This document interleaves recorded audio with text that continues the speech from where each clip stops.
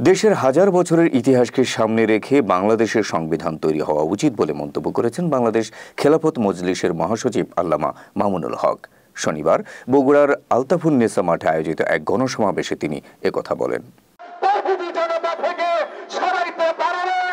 শাপলা চত্বর ও জুলাইয়ে গণহত্যার বিচারের দাবিতে আয়োজিত এই গণসমাবেশে প্রধান অতিথির বক্তৃতায় মামুনুল হক বলেন, শেখ হাসিনার রাজনীতি ছিল প্রতিশোধ ও প্রতিহিংসার রাজনীতি। বাংলাদেশের মুক্তিযুদ্ধে এত মানুষ মরে নাই, ৭১ থেকে ৭৫-এর ১৫ আগস্ট পর্যন্ত এসব মানুষকে হত্যা করা হয়েছে। তিনি বলেন, ওনার সব চোখের অশ্রু ছিল শুধু ১৫ আগস্টের জন্য, বাকি নিহতদের জন্য তার কোনো মায়া নাই।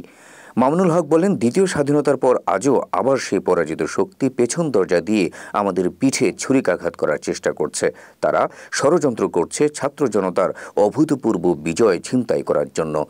এ সময় শাপলা চত্বর ও জুলাইয়ের সমস্ত গণহত্যার বিচারের দাবি জানান তিনি। বাংলাদেশ খেলাফত মজলিস বগুড়া জেলা শাখার সভাপতি মাওলানা এহসানুল হকের সভাপতিত্বে সমাবেশে অন্যান্যদের মধ্যে সংগঠনের কেন্দ্রীয় নেতা মাওলানা আতাউল্লাহ আমিন, মাওলানা মুফতি মনোয়ার হোসেন, মাওলানা আবদুল্লাহ, মাওলানা মুফতি ফজলুল করিম, জেলার সাধারণ সম্পাদক হাফেজ মাওলানা শফিকুর রহমান বক্তব্য রাখেন।